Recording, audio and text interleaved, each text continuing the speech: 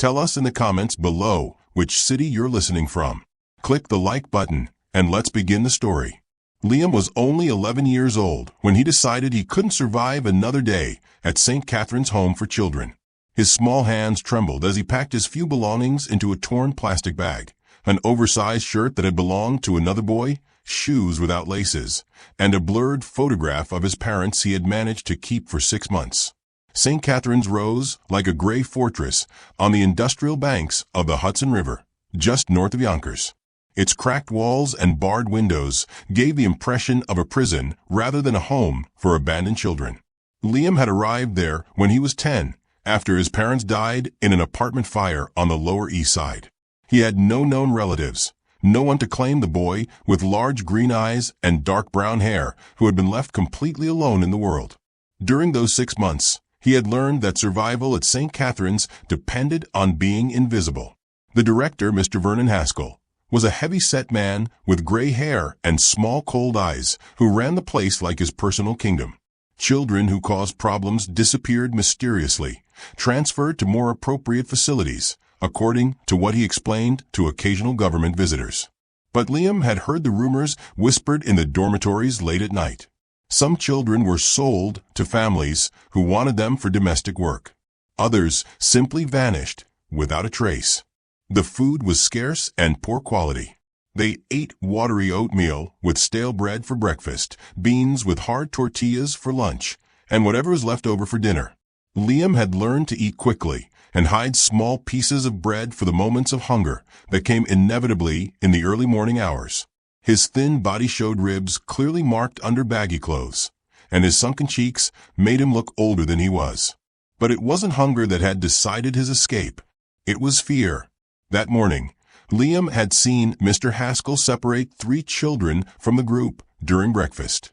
They were new arrivals who had come just the week before, twin sisters aged 8 and a boy his own age. He took them to his office, and when Liam passed near the door, he heard fragments of a phone conversation that froze his blood. Yes, they're in good condition.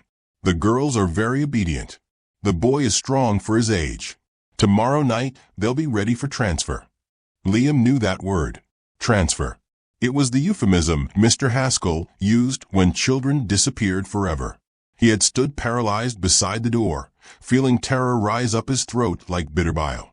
If Mr. Haskell was selling the new arrivals, how long would it be before it was his turn? That afternoon, during supervised study time in the courtyard, Liam noticed Mr. Haskell watching him with a smile that didn't reach his eyes. The director approached and placed a heavy hand on his shoulder. "Liam, my boy, you're a very special child. I think soon you'll have a wonderful opportunity to find a new family." The words sounded sweet, but Liam felt the weight of the threat. That same night, while the other children slept on their rusty cots, he stayed awake planning his escape. He couldn't stay one more day. He had to flee before becoming another statistic, another child lost in the corrupt system that was supposed to protect him. He had tried to seek help before.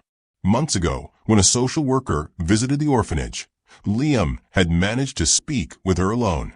He told her about the rotten food, about the unjust punishments, about the children who disappeared.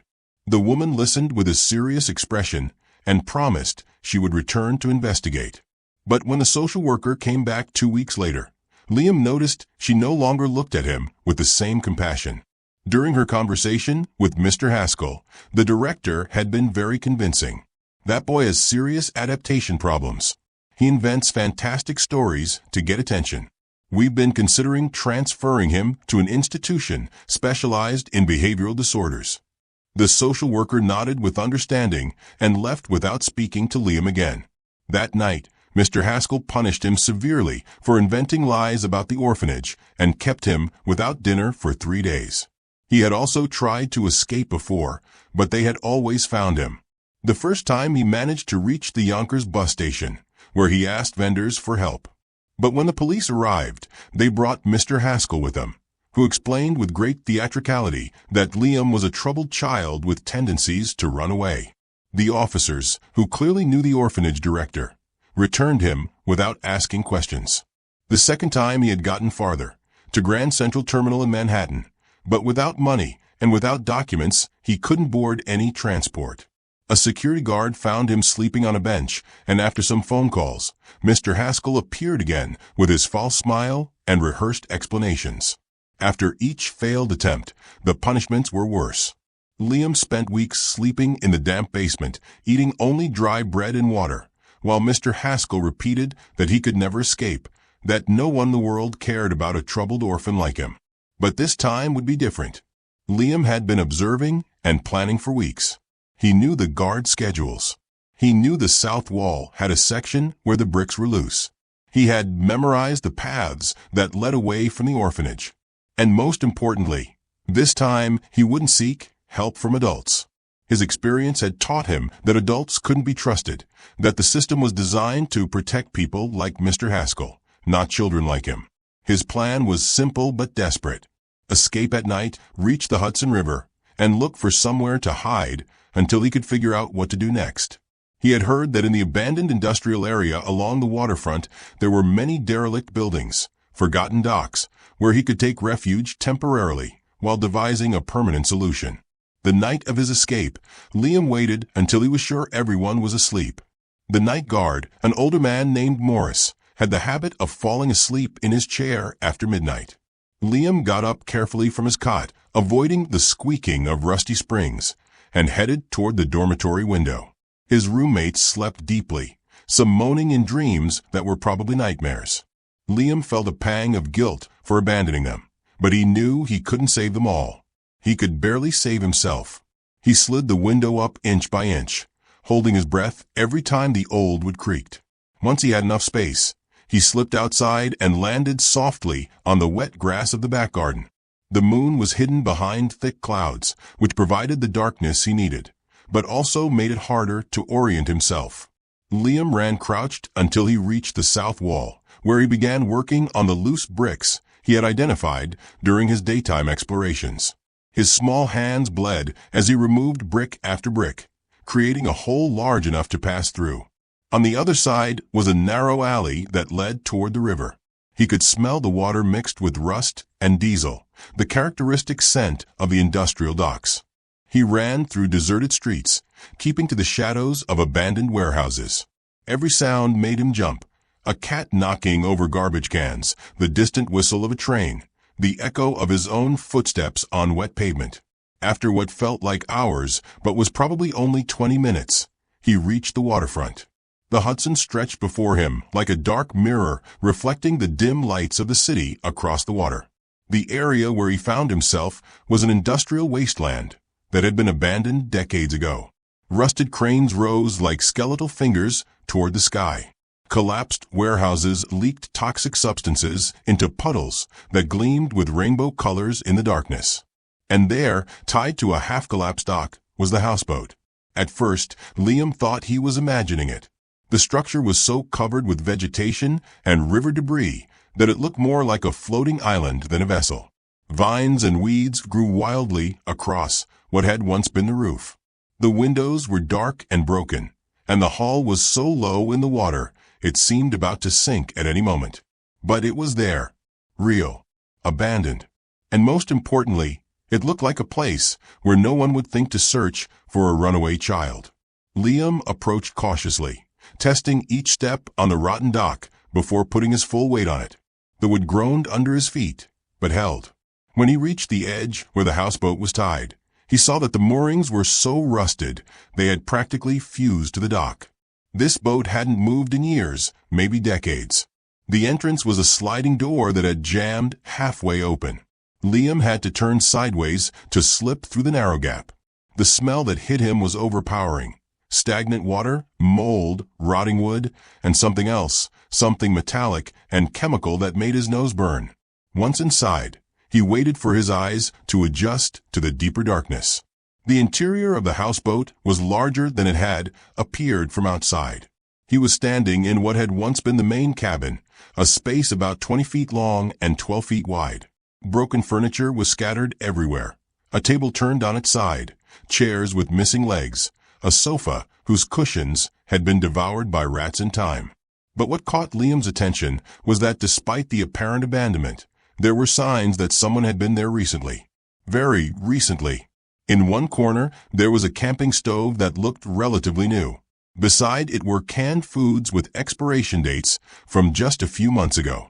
And, on a makeshift shelf built into the wall, there were books wrapped in plastic to protect them from moisture. Liam approached the shelf cautiously, as if the books might be a trap. His fingers trembled as he picked up the first one. It was a journal, bound in cracked leather, with pages yellowed by time. On the first page, written in careful handwriting, was a name and date. Dr. Marcus Webb, January 15, 1987. If you're reading this, you found the refuge. Liam's heart began to pound. Who was Dr. Marcus Webb? And what refuge was he talking about? He continued reading, his eyes straining in the dim light that filtered through the broken windows. This houseboat has been my secret sanctuary for 3 years. I can't return to my official life. They're watching. They know I discovered what they did to the children in Project Nightingale. If I surface, I'll disappear like the others who tried to expose the truth. But I can't just hide and do nothing. So I've transformed this place into something more than a refuge for myself. It's a safe house for children who need to escape systems that are supposed to protect them but actually destroy them. If you're a child reading this, listen carefully. You're safe here for now. But you need to understand what you've stumbled into. Liam turned the page, his hands shaking so hard he almost dropped the journal. The next page contained a detailed map of the houseboat's interior, showing sections he hadn't yet discovered. There was a hidden compartment under the floor, a sealed storage room in the stern, and a notation that said, "Emergency supplies, enough for one person for 30 days. But it was the next page that made Liam's blood run cold. It was a photograph, black and white, showing a group of children standing in a line. They all wore identical gray uniforms and had the same empty expression in their eyes. Behind them, adults in white coats held clipboards. At the bottom of the photograph, someone had written in red ink, "Project Nightingale, Facility 7 to 1983." These children were never seen again. Liam sat down hard on the wet floor, his legs no longer able to support him. What had he found? What was Project Nightingale? And why had Dr. Webb been hiding here, protecting this information? He forced himself to keep reading. The journal entries became increasingly desperate and fragmented as they progressed through the years. January 30th, 1987, I managed to extract more files before they discovered me. Project Nightingale wasn't just one facility. It was a network of 12 institutions across the Northeast, all disguised as orphanages and group homes.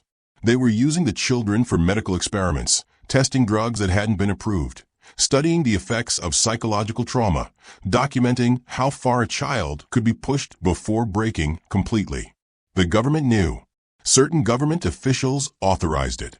They called it national security research, studying resilience and breaking points to better prepare soldiers and intelligence operatives. But they were just children, orphans, kids with no one to ask questions when they disappeared. February 14th, 1987, I tried to go to the press. The journalist I contacted was found dead in his apartment 3 days later. They ruled it a suicide. I know it wasn't.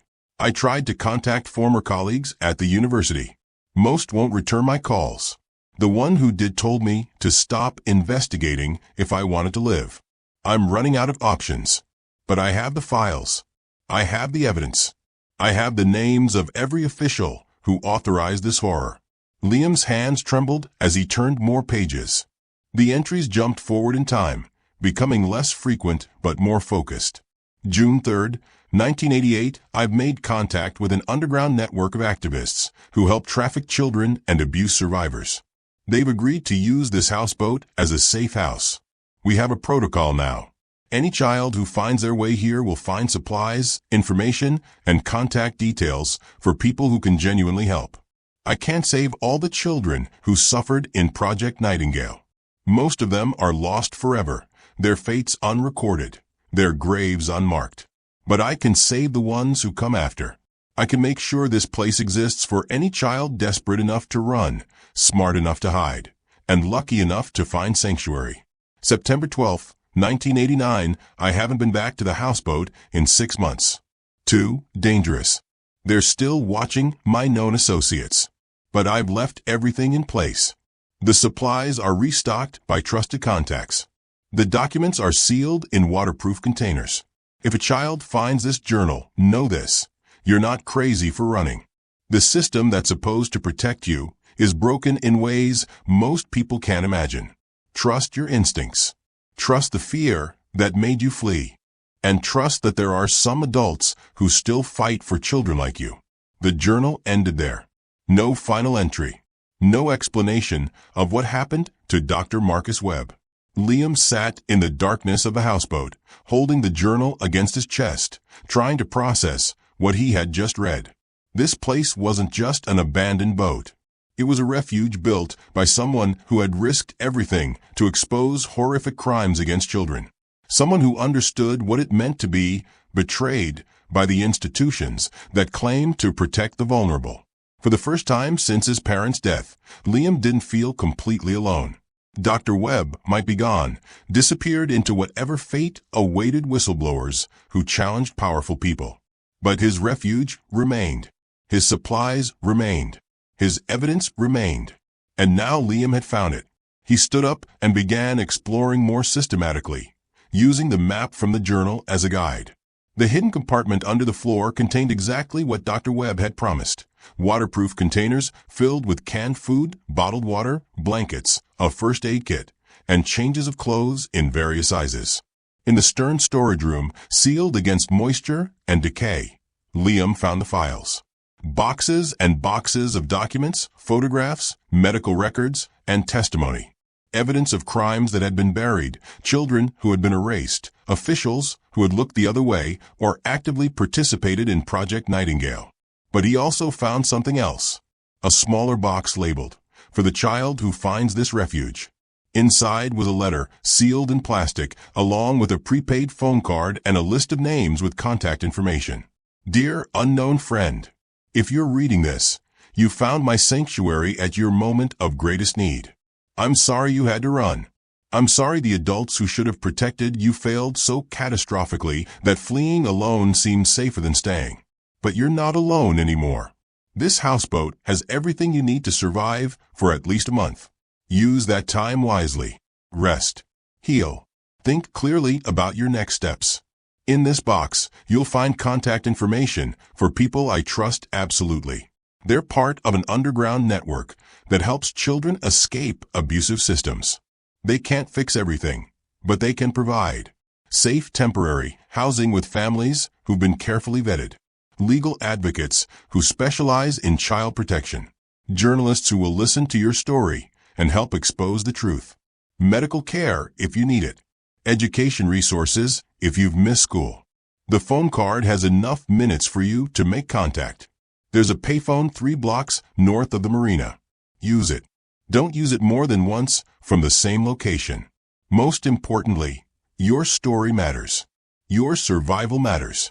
The things you've witnessed and experienced are not your fault, and they should never have happened.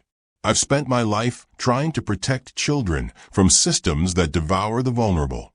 I don't know if I'll succeed, but I know that every child who escapes, every child who survives, every child who eventually finds the courage to speak the truth, makes it harder for the darkness to continue unchallenged. You have that courage. You've already proven it by running, by surviving, by finding this place. Now use it to build a life worth living. With hope for your future, Dr. Marcus Webb. Liam read the letter 3 times, tears streaming down his face. For 6 months, he had believed he was completely powerless, that no adult cared whether he lived or died, that his only option was to hide and hope Mr. Haskell forgot about him. But Dr. Webb had understood, had cared, had built this entire refuge for children exactly like him. That night, Liam slept in the houseboat for the first time, wrapped in clean blankets that smelled faintly of cedar from the storage treatment. He slept more deeply than he had in months, knowing that for the first time since his parents' death, he was in a place created specifically to keep him safe. He didn't know yet that Mr. Haskell had already noticed his absence and was organizing a search far more extensive than for previous runaways. He didn't know that the St. Catherine's director had connections to the very network that Dr. Webb had tried to expose. He didn't know that finding this refuge had made him both safer and more endangered than he'd ever been. But for that one night, he allowed himself to feel something he hadn't felt in half a year. Hope. Liam woke with the first light of dawn filtering through the broken windows of the houseboat. For a moment, he forgot where he was, and his heart lurched with panic. Then he remembered. The escape, the journey to the waterfront, the discovery of Dr. Webb's refuge. He was safe, at least for now. He sat up slowly, his body aching from sleeping on the hard floor despite the blankets.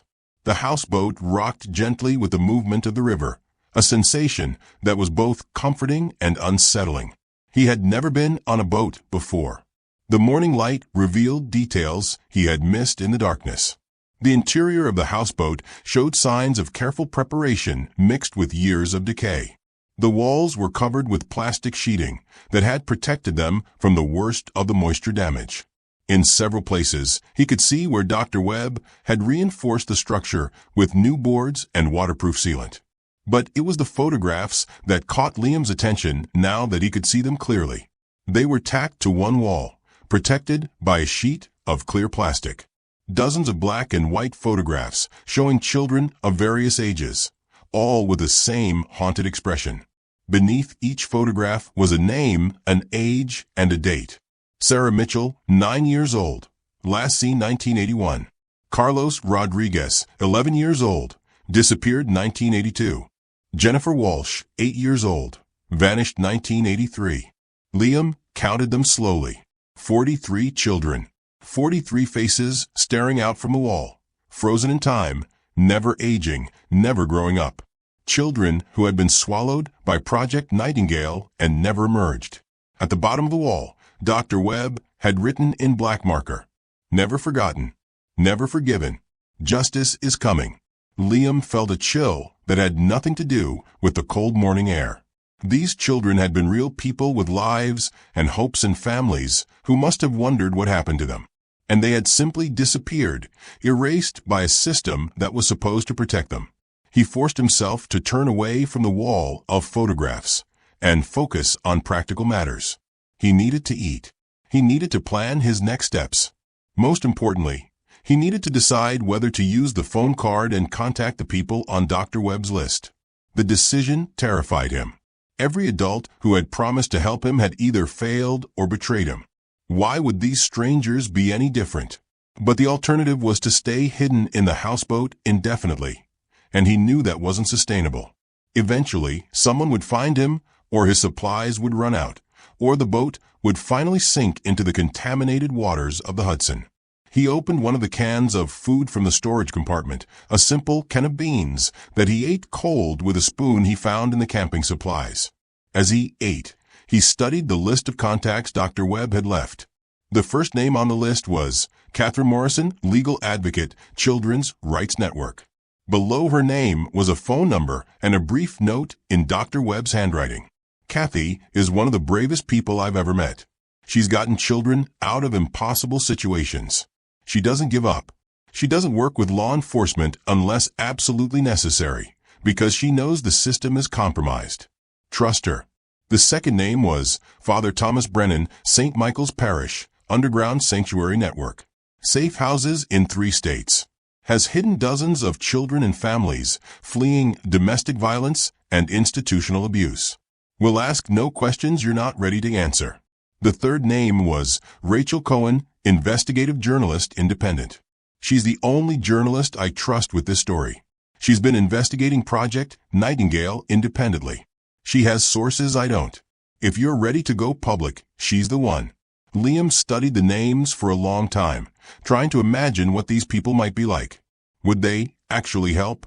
Or would they be like the social worker who had promised to investigate and then betrayed him to Mr. Haskell? His decision was interrupted by a sound that made his blood freeze. Voices. Male voices. Coming from the dock. Liam moved quickly, but silently, to one of the broken windows and peered out carefully. 2 men were walking along the dock, examining the abandoned warehouses and vessels. They wore civilian clothes, but there was something about the way they moved, The way they systematically checked each location, that suggested they were searching for something specific. Searching for him. One of the men pulled out a walkie-talkie and spoke into it. Zone 4 clear so far. Moving to the houseboat now. Liam's heart hammered in his chest. They knew about the houseboat. They were coming. He had minutes at most before they would search the vessel. He couldn't escape without being seen. The dock was the only way off the boat, and the men were blocking that route. Then he remembered the map in Dr. Webb's journal. There had been a notation about an emergency exit. He grabbed the journal and flipped through the pages frantically until he found the detailed diagram of the boat's interior.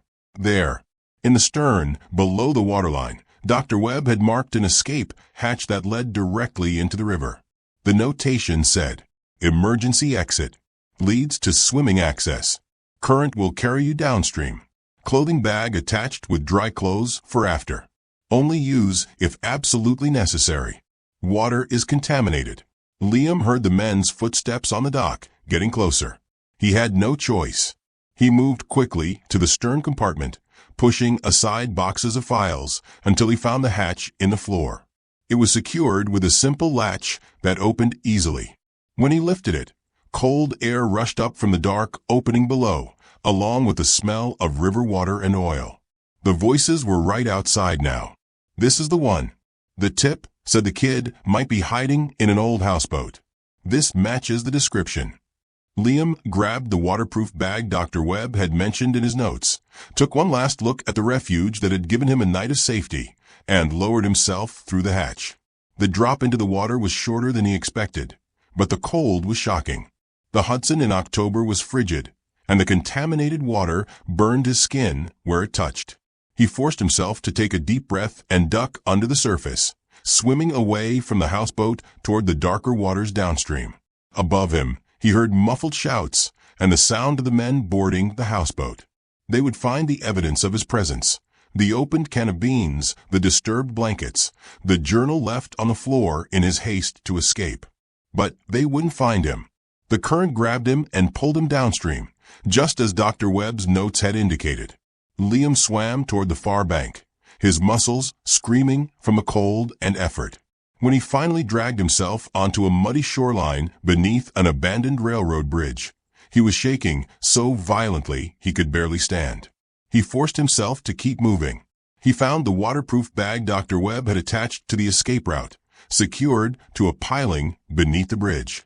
Inside were dry clothes, a towel, $50 in cash, and another note. "If you're reading this, you had to use the emergency exit. I'm sorry. The houseboat isn't safe anymore. But you're alive. That's what matters. Use the money to get somewhere warm and dry. Contact the people on the list. Don't try to survive alone anymore. You've done enough.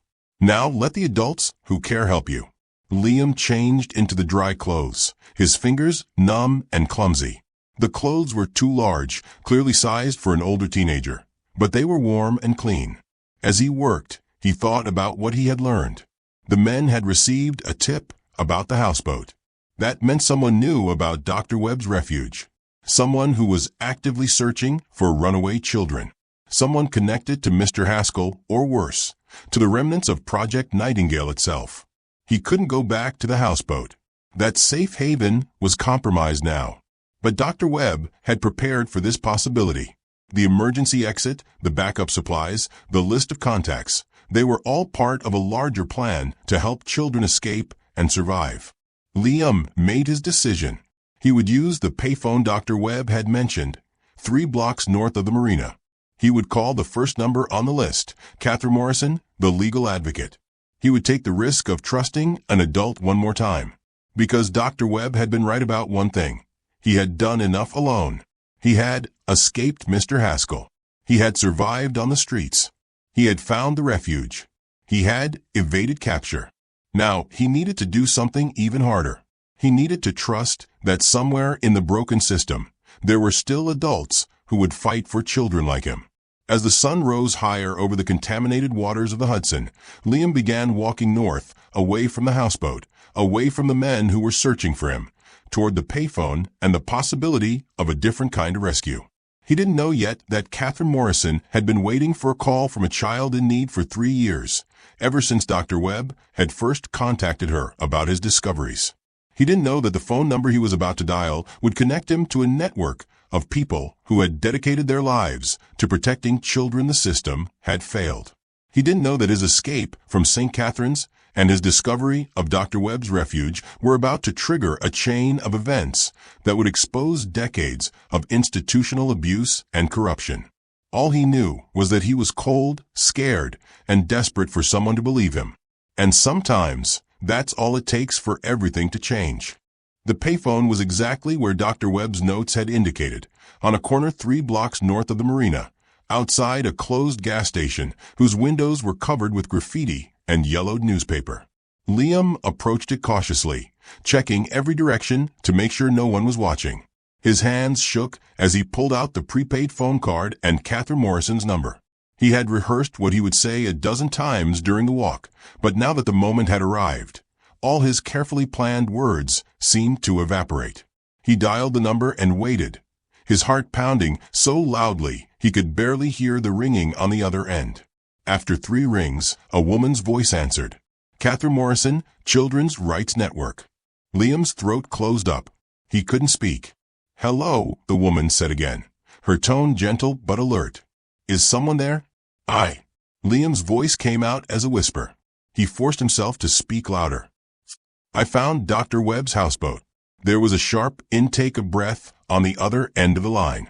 Then, very carefully, the woman spoke again. "Are you safe right now? Are you somewhere you can talk freely?" "I think so. I'm at a payphone. There were men searching the boat. I had to use the emergency exit." "Good. You did exactly right." Catherine's voice was calm and professional, but Liam could hear an undercurrent of intense focus. "I need you to listen carefully. Can you do that?" "Yes." "First, tell me your name and how old you are." "Liam." "I'm 11. "Liam, I'm going to help you. That's a promise. But I need to ask you some questions so I can understand your situation. Where did you run from?" "St. Catherine's Home for Children, in Yonkers. The director, Mr. Haskell, he sells children. I heard him on the phone. I had to leave." There was a pause, and Liam heard the sound of rapid typing.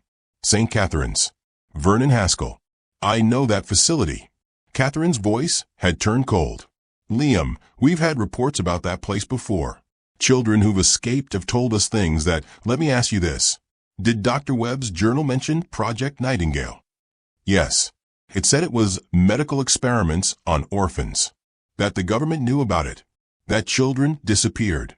The journal is accurate. And I need you to understand something important. The people searching for you aren't just trying to bring back a runaway orphan. If they know you found Dr. Webb's refuge, if they know you've seen the files, you're in more danger than you realize." Liam felt his stomach drop. "What do I do?" "You're going to come to a safe location. I have a partner, Father Thomas Brennan. His church is about 40 minutes from where you are by bus. Can you get there? I have $50 from Dr. Webb's emergency bag." "Perfect. That's enough for the bus and some food. Now listen carefully to these directions." Catherine gave him detailed instructions. Which bus to take, where to get off, what to look for when he arrived at St. Michael's Parish.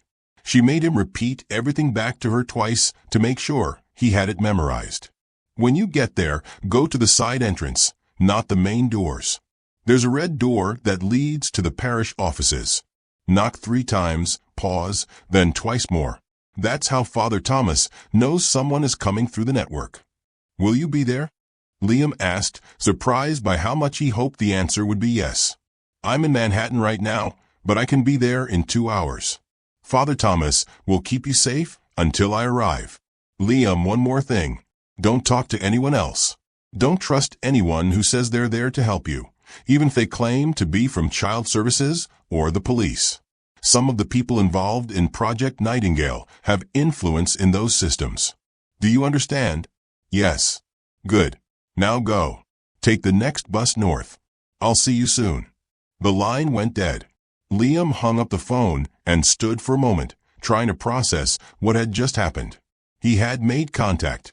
An adult had listened to him and believed him and was taking action. It felt surreal after so many months of being dismissed and ignored. He followed Catherine's directions to the bus stop, keeping his head down and trying to look like any other kid on his way to school, despite it being mid-morning. The bus arrived within 10 minutes, and he paid the fare with some of the cash from Dr. Webb's emergency bag. As the bus pulled away from the industrial waterfront and headed north through neighborhoods he didn't recognize, Liam allowed himself to relax slightly. He watched through the window as the scenery changed from abandoned factories to working-class residential areas, then to small commercial districts with bodega storefronts and laundromats. The other passengers paid him no attention. An elderly woman dozed in the front seat. A few workers in paint-stained clothes talked quietly in Spanish. A teenager listened to music on headphones, bobbing his head to a beat only he could hear. Normal people living normal lives, unaware that a frightened child on their bus was fleeing from a conspiracy that had destroyed dozens of children's lives. After 40 minutes, just as Catherine had predicted, the bus reached the stop near St. Michael's Parish. Liam got off and stood on the corner, orienting himself. The church was exactly as Catherine had described, a modest brick building with a small bell tower, surrounded by a low iron fence. He found the side entrance with the red door and knocked as instructed. 3 times, pause, twice more. The door opened almost immediately, and Liam found himself looking up at a tall man with silver hair, wearing black clerical clothing and a warm expression. "You must be Liam," Father Thomas said softly. "Come inside quickly. You're safe now." The relief that washed over Liam was so intense it made his knees weak. Father Thomas seemed to notice, because he reached out to steady the boy. "When was the last time you ate properly?" "Yesterday morning. I had some beans from Dr. Webb's supplies." "Then let's fix that first. Everything else can wait until you have food in your stomach." Father Thomas led him through a hallway to a small kitchen, where he quickly prepared a sandwich with thick slices of bread, turkey, cheese, lettuce, and tomato. He poured a glass of milk and set it all in front of Liam. "Eat slowly. Your stomach isn't used to real food." Liam forced himself to eat at a measured pace, even though his body wanted to devour everything immediately. The sandwich was the best thing he had tasted in months.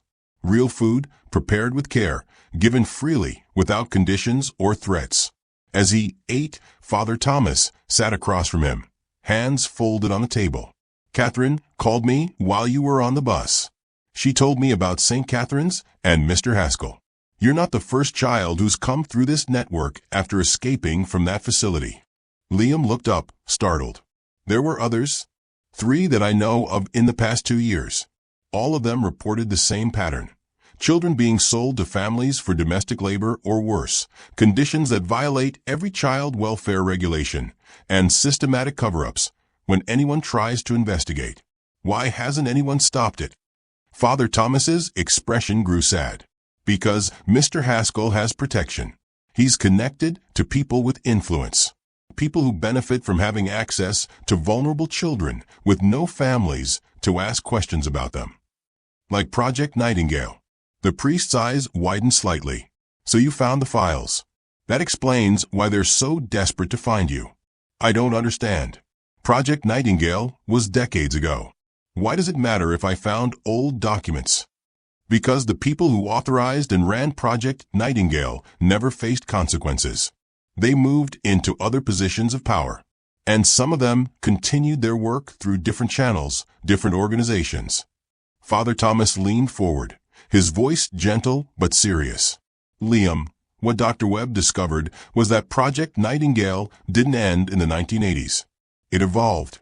The official facilities were shut down after journalists started asking questions, but the network of people involved simply redirected their activities. They started using legitimate orphanages and group homes as cover, places like St. Catherine's." Liam felt sick. "Mr. Haskell is part of it." "We believe so. The pattern fits. He takes in children who have no family, no one to advocate for them. He keeps them isolated and maltreated, so they're easier to control. And then he transfers them to people connected to the original Project Nightingale network. For experiments? We don't know exactly what happens to them after they're transferred. That's what we're trying to find out. That's what Dr. Webb was trying to expose before he disappeared. Is he dead? Father Thomas hesitated. We don't know. He went underground 4 years ago after his apartment was broken into and his research notes were stolen. He left messages with a few of us, saying he would continue the work from hiding. The houseboat was one of his refuges, but we haven't heard from him in over a year. Before Liam could respond, they heard a knock at the front door of the church, the same pattern Liam had used. Father Thomas stood. That will be Catherine. She made good time. A moment later, a woman in her 40s entered the kitchen.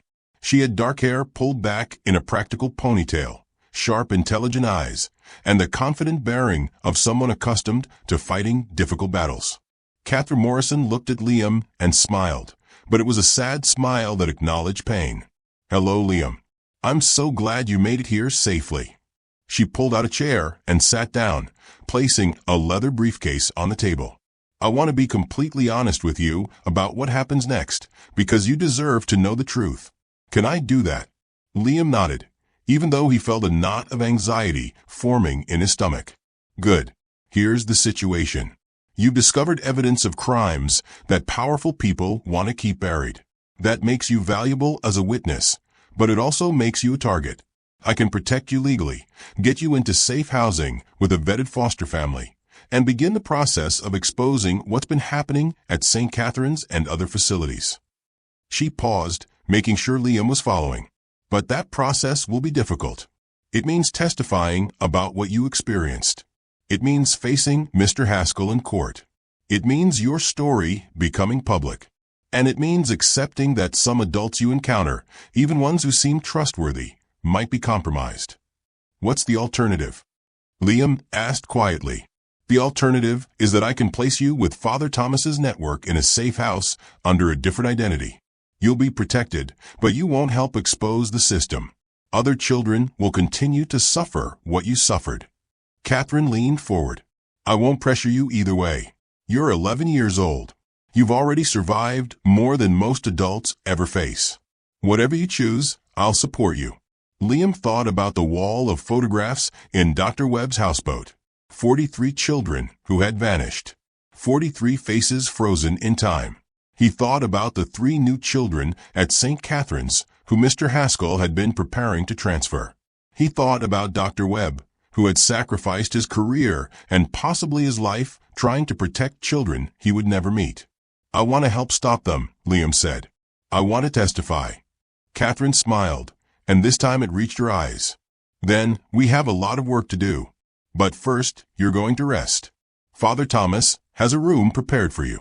You're going to eat proper meals, sleep in a safe bed, and start processing what you've been through.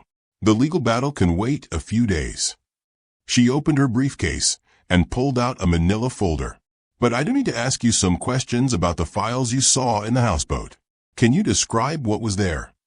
Liam described everything he could remember. The boxes of documents, the photographs, the medical records, the names of officials. Catherine took notes rapidly, occasionally asking for clarification. When he mentioned the list of Project Nightingale facilities, she stopped him. There was a list? With locations? Yes. 12 facilities across the Northeast.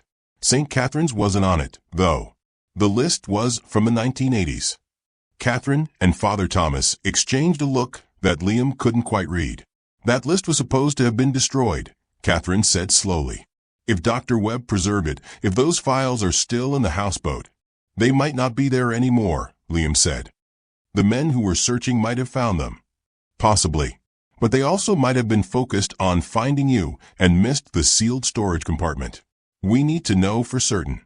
She pulled out her phone and made a call. Rachel, it's Catherine. The child I told you about found Webb's primary refuge. Yes, he's safe. No, but he saw the files. That's what I'm thinking. Tonight? Can you get the equipment together that quickly? Perfect. I'll meet you there at 11. She hung up and looked at Liam. Rachel Cohen is the journalist I mentioned. She's going to attempt a recovery operation tonight to retrieve any files that are still in the houseboat before the authorities or Haskell's people can secure the location. Is that dangerous? Liam asked. Yes, but necessary. Those files are the only hard evidence we have of the full extent of Project Nightingale and its continuation through facilities like St. Catherine's. Father Thomas stood. Liam needs rest more than he needs to worry about tonight's operation. Come on, son. Let me show you to your room. The room Father Thomas had prepared was small but clean, with a single bed covered in a warm quilt, a small desk, and a window that looked out over a garden.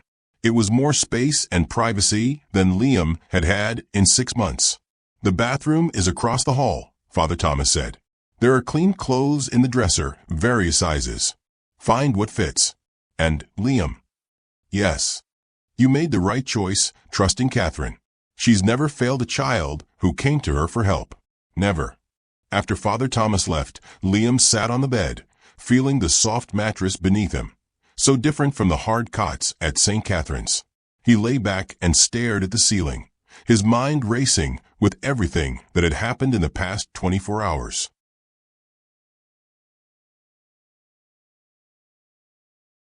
He had escaped.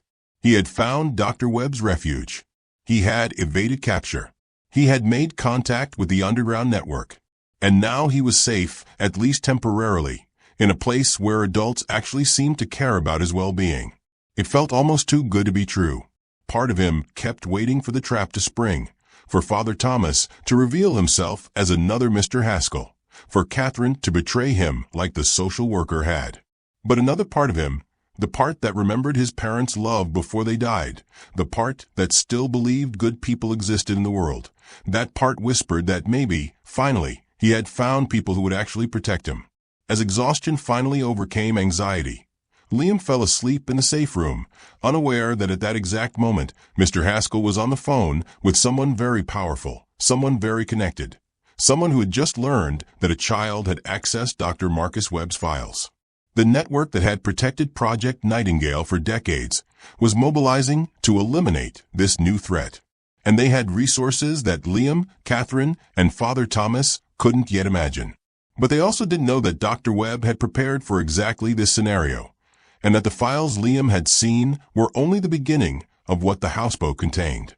The real evidence was buried deeper, in a place that only someone who read the entire journal would ever find. And Liam had read every word. Liam woke to the sound of urgent voices downstairs. Sunlight streamed through the window, indicating he had slept for hours. For a moment, he felt panic, then remembered where he was. St. Michael's Parish. Father Thomas's safe house. He got out of bed and crept to the door, opening it just enough to hear the conversation below. They found the houseboat completely cleaned out.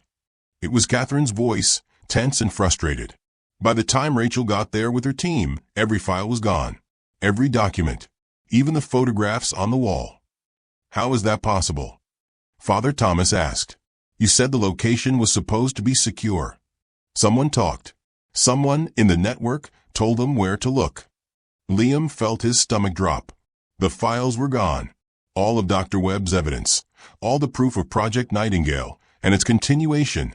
Everything that could have exposed the network that destroyed children's lives. Gone. He walked downstairs slowly, and Catherine looked up when she heard his footsteps. Liam, I'm sorry. I know you were hoping we could use that evidence to build our case. Did they find everything? Liam asked quietly. Rachel said the place was stripped clean. They were thorough. Liam thought carefully before speaking. Did she check the ballast compartment? Catherine and Father Thomas both stared at him. The what? Catherine asked. The ballast compartment. It's where Dr. Webb kept his most important files. The ones he said were for when the houseboat was compromised. Liam saw Catherine's expression change from frustration to intense focus. How do you know about this? It was in the last pages of the journal. He wrote that if anyone ever cleaned out the obvious storage areas, there was a final backup. Under the ballast tank, accessed through the bilge. He said only someone who read the complete journal would know to look there. Catherine was already pulling out her phone. Rachel, it's me again. Did your team check the ballast compartment? Under the bilge. Accessed from. Liam, how do you access it? There's a panel in the engine room floor. It's marked with a small M for Marcus. You have to remove 6 bolts, and then the whole panel lifts off. Catherine relayed the information, then listened for a long moment. Liam watched her face carefully, trying to read her expression. Finally, she lowered the phone, and her eyes were bright with emotion that might have been tears or triumph or both. They found it. The ballast compartment was untouched. Rachel says there are at least 10 sealed containers down there, completely protected from the water and from the search team that cleaned out everything else. Father Thomas let out a breath he seemed to have been holding for minutes. Dr. Webb planned for this. He knew they would eventually find the houseboat. He wanted them to think they'd won, that they'd destroyed all the evidence. But he left the real proof where only someone who actually cared about his mission would find it. Catherine finished.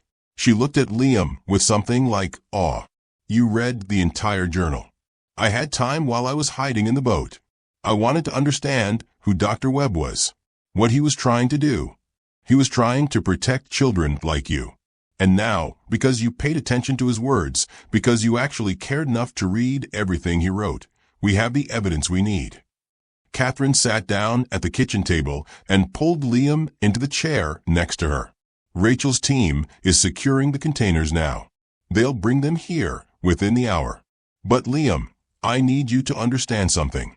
Once we open those files, once we see what's inside, we're committed to a course of action that will make very powerful people very angry.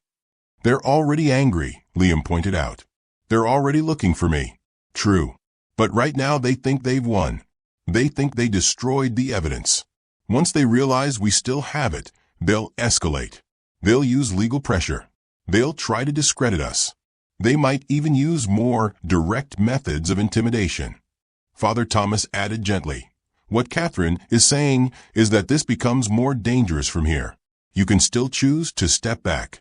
We can hide you somewhere safe and handle the legal battle without putting you in the spotlight.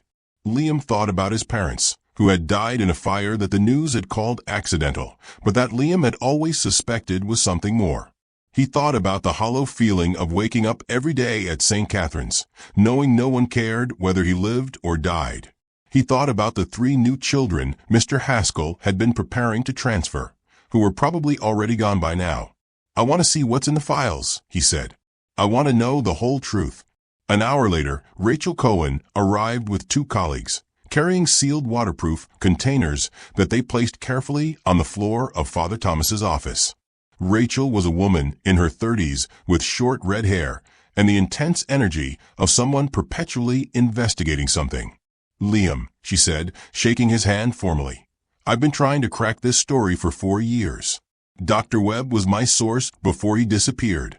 Without your knowledge of the ballast compartment, this evidence would have been lost forever. She opened the first container carefully, revealing stacks of documents protected in plastic sleeves. The first file she pulled out was labeled, Project Nightingale Medical Protocols, Facility 1 to 12. Catherine put on reading glasses and began examining the documents, her expression growing darker with each page. These are detailed protocols for psychological experimentation on children, deliberate trauma induction to study resilience, testing of experimental drugs without consent or oversight, documentation of acceptable loss rates for subjects who didn't survive the testing. Do it, Catherine said. And I'm filing the lawsuit today. Federal court, naming every person in Dr. Webb's personnel files who's still in a position of authority. Father Thomas looked worried. Once that story goes live, this location is compromised. They'll know Liam is connected to us. We need to move him to a more secure, safe house. But before they could organize the transfer, they heard sirens in the distance. Multiple vehicles approaching fast. Catherine looked out the window, and her face went pale. Federal agents. At least 10 vehicles. They're surrounding the church. This is it, Rachel said quietly. They're trying to seize the evidence before we can publish. Father Thomas stood. Everyone stay calm. I'll handle this. They can't enter church property without a warrant. He walked to the front door just as heavy knocking began. Liam, Catherine, and Rachel stayed in the office, listening to the conversation. Father Brennan, I'm Special Agent Morrison with the FBI. We have a warrant to search these premises and to take custody of a minor child named Leah Matthews. We have reason to believe he's in danger and needs protective custody." "May I see the warrant?" Father Thomas asked calmly. There was a pause, the sound of papers rustling. "This warrant is signed by Judge Patricia Hendricks," Father Thomas said. "Interesting. That's the same judge who dismissed allegations against St. Catherine's home 3 years ago when another child tried to report abuse. The signature is valid. Now please step aside." Catherine was already on her phone, but this time calling a different number. "Judge Morrison? It's Catherine Chun. We have a situation. Federal agents with a warrant signed by Hendricks." "Yes, that Hendricks. The one you said was compromised. Can you issue a counterorder?" "Thank you." She looked at Liam. "Judge Morrison is issuing an emergency protective order, placing you under the court's direct supervision rather than FBI custody. It should come through any second." Her phone pinged. She looked at the screen and allowed herself a small smile. "Got it. Rachel, send the story now. Don't wait." Rachel's fingers flew over her laptop keyboard, sending to all 3 publications simultaneously. The story goes live in 30 seconds. Liam watched as the seconds counted down. Outside, he could hear the federal agents arguing with Father Thomas about access to the church. The laptop screen changed. Story published. Exposed. Decades of government-sanctioned child abuse Project Nightingale, and the network that still operates today by Rachel Cohen. Within minutes, Liam could hear phones ringing everywhere. The agents outside were receiving calls. Catherine's phone was buzzing nonstop. Rachel's email was flooding with responses. The story was out. The truth was public. And there was no way to put it back in the box. Agent Morrison's voice changed tone. "I'm going to need to call my supervisor. Something's happening." Liam heard him walk away, speaking urgently into his phone. Catherine looked at him with a mixture of triumph and concern. "This is when it gets really messy. Every news organization in the country is going to want to interview you. Every lawyer connected to the people we've exposed is going to try to discredit you. Every survivor is going to be reliving their trauma in public." "But we did it," Liam said. "We exposed them. We did. And now the real fight begins." Over the next hours, as the story exploded across national news, Liam watched from Father Thomas's office as the world reacted to what he had uncovered. Politicians were calling for investigations. Former Project Nightingale survivors were coming forward with their stories. Child welfare advocates were demanding audits of every orphanage and group home in the country. And buried in the thousands of responses, there was one message that caught Catherine's attention. An anonymous email sent to Rachel's secure account. "To the child who found my refuge, you did what I never could. You brought the truth into the light. I'm alive, and I'm safe, and I'm watching what you've started. The fight isn't over. But for the first time in decades, we're winning. Keep going. M.W." Dr. Marcus Webb was alive. And the network that had silenced him for years was finally being held accountable. The federal agents outside received new orders and left without taking Liam into custody. Judge Hendricks, the one who had signed the original warrant, was placed under investigation.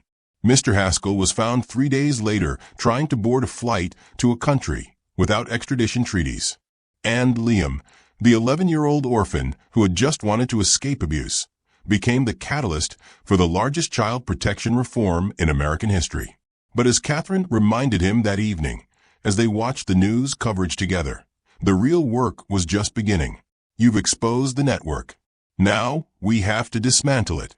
That means testifying in court. That means facing the people who hurt you and hundreds of other children. That means standing up every time they try to silence you. Liam thought about the wall of photographs in Dr. Webb's houseboat. The children who had never gotten justice, who had vanished without anyone to remember them or fight for them. "I'm ready," he said. "Whatever it takes." And he was. Epilogue. 5 years later, Liam stood in the lobby of a newly opened facility, the Marcus Webb Center for Child Advocacy. He was 16 now, taller, his voice deeper, but his eyes still held the same determination they had carried at 11. The center had been funded by settlements from the lawsuits Catherine had won against every organization connected to Project Nightingale. It provided free legal services to children in crisis, safe housing for those fleeing abuse, and a training program for social workers dedicated to genuine child protection. Beside Liam stood Dr. Marcus Webb himself, who had emerged from hiding after the trials concluded. He was older, grayer, but his gentle smile was exactly as Liam had imagined when reading his journal. "You know," Dr. Webb said quietly, "I built that houseboat as a refuge for one child at a time. I never imagined it would become the catalyst for changing the entire system." "You planted the seeds," Liam replied. "I just helped them grow." Catherine approached with a young girl, maybe 10 years old, holding her hand tightly. "Liam, Dr. Webb, this is Sarah. She just escaped from a facility upstate. Same pattern, same network, different location." Liam crouched down to Sarah's level, exactly as he had been taught. "You're safe now," he told her, "and we'll make sure that what happened to you never happens to anyone else." Sarah looked at him with eyes that had seen too much, but that still held a spark of hope. "Promise," she whispered. "Promise," Liam said, "because I was exactly where you are, and I made it through. And now I spend every day making sure other kids have the same chance." Dr. Webb placed a hand on Liam's shoulder.